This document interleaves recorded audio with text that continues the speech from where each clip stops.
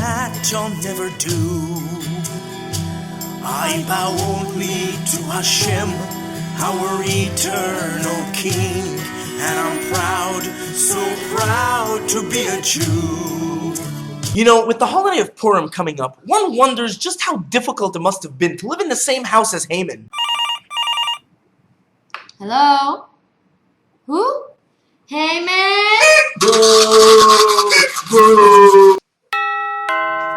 Who is it? Pizza delivery for Haman?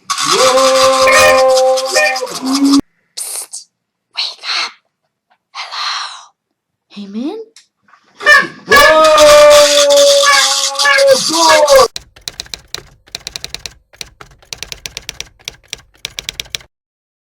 Welcome to the Cabo Jewish Center's video blog, the Torah portion of Tetzaveh and the holiday of Purim. Purim, the happiest of all holidays, is celebrated throughout the world on the 14th day of Adar. We celebrate it by being happy, exchanging gifts of food, and yes, getting totally wasted. Responsibly, of course. Yeah, responsibly, sure. It commemorates the story of King Hershcovich and his wicked minister Haman from ancient Persia, some 2,500 years ago, when the Jewish people began to assimilate and settle into their exiled land outside of Israel. After Mordechai, the Jewish leader, refuses to bow down to Haman, he decides, with permission from the king of course, to hang Mordechai and kill all the Jews. To set the date for this terrible decree, he makes a Pur, a lottery, and the day falls out in the month of Adar. Great! Can I celebrate yet? No, I'm not finished yet. After hearing about the decrees, Mordechai gathers all the Jewish people and they fast for 3 days, repenting from their ways and begging for God to forgive and save them. Yay! Repenting from their ways! L'chaim!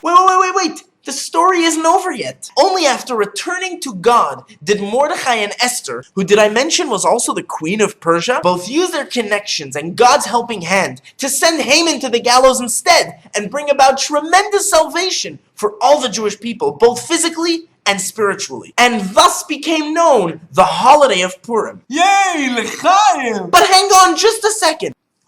Let's figure this out for one moment. The holiday is called Purim because of the Pur, the lottery that Haman used to kill the Jews. I mean, who's working in this holiday naming department for the Jewish people? Alright everyone, we're here to name the newest holiday. Perhaps we name the holiday Salvation for the great salvation from Haman? No, I don't like it. It's too cliche. Yo, we should name it like Johnny Walker or Jack Daniels or something. Nah, that might be too suggestive. Oh, I know! Let's name it Purim, for the lottery that Haman made to kill the Jews. Shouldn't they have given the holiday a name that maybe represents the victory of the Jews, rather than reminding them all of the decree to kill them? And another thing, isn't it amazingly weird that not once in the Torah's account of the story is the name of God mentioned? I mean, would it be so bad if we would have given him at least a little bit of credit? Un petit peu. Well, the story of Purim is really unique, in that unlike other Jewish miraculous tales of our history, the Purim story developed more like a series of natural but lucky coincidences. It's like my Aunt Francine's veggie Hamantash. It just doesn't have any wow element to it. Here, Pachkoifelzis,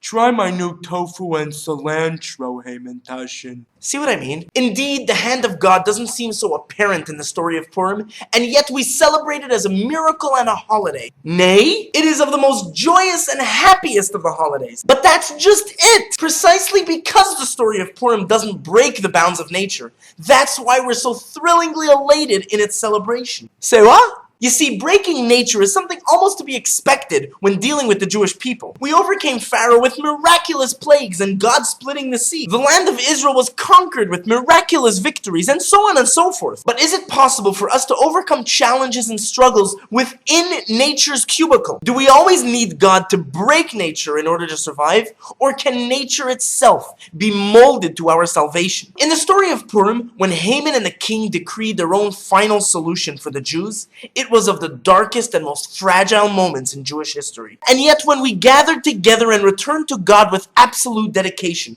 even to the point of self-sacrifice, we became the Purim miracle. Within the darkness of assimilation and Haman's evil plan, we began shining again. Shining so bright that even nature itself was molded into our victorious finish and Haman's swift end. And this is why the holiday is named with the very decree that demanded our destruction, as well as why we don't find God's name mentioned anywhere in the story. It is because Purim is about making the darkness itself shine. Hey, my darkness will shine if you don't let me drink this already. The story of Purim speaks to us in the 21st century more than any other time period. In a modern age where Judaism is threatened by assimilation and Ahmadinejads who are calling for our utter disappearance from the face of the earth in one way or another, it is time for us to reawaken that chunk of God found within each one of us and scratch away the shell that stops it from glowing. Then even the darkness that surrounds us will shine bright and eternal. So this Purim, make an extra l'chaim and allow yourself to see the beautiful light found within darkness itself. Shabbat Shalom